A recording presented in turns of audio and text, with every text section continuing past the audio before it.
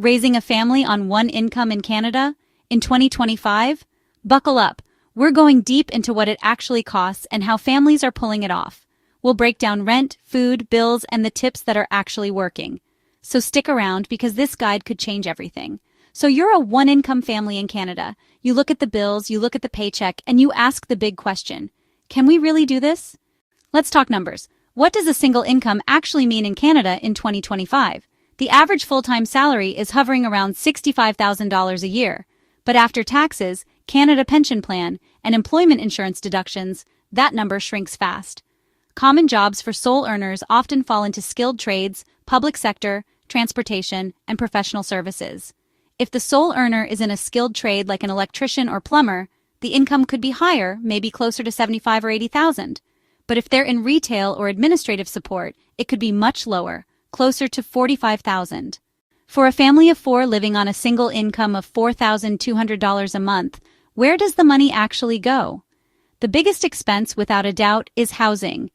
If you're renting a two-bedroom apartment in a major city like Toronto or Vancouver, you're looking at an astronomical $2,800 or more per month. That's simply not possible on a single income. Next up is groceries. For a family of 3 or 4, the grocery bill in 2025 is a monster.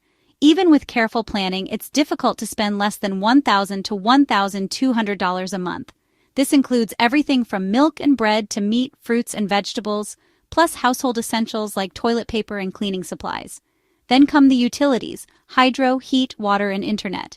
These can easily add another $300 to $400 a month, especially in the winter.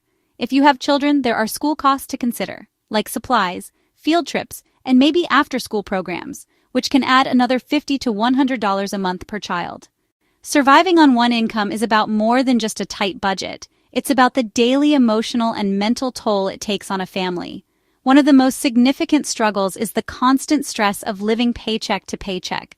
The single earner feels an immense pressure to perform at work, knowing that their job is the family's only lifeline. They can't afford to get sick or have a bad day. This financial precarity often leads families to rely on community support systems like food banks. There is no shame in this. Food banks are there to help.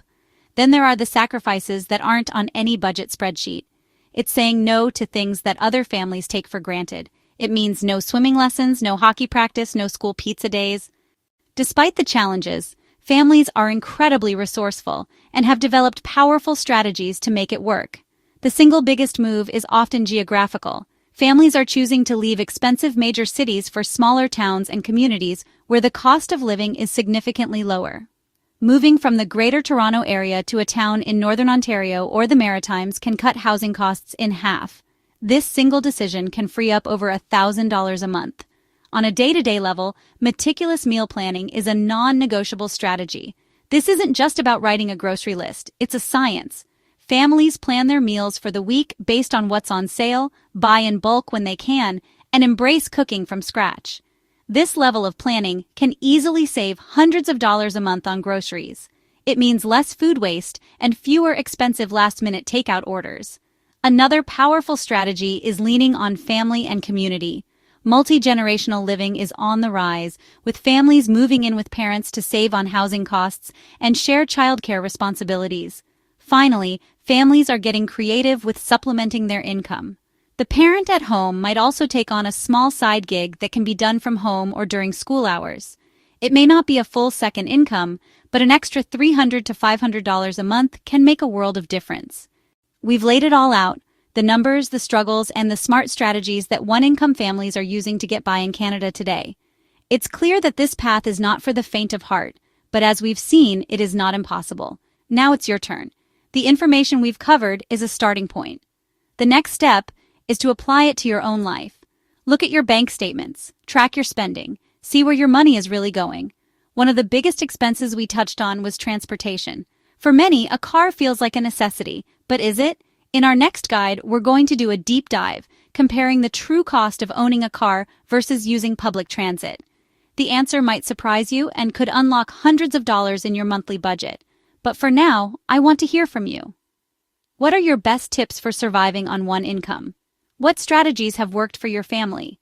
Share your wisdom in the comments below. Your experience could be the lifeline another family needs to read today.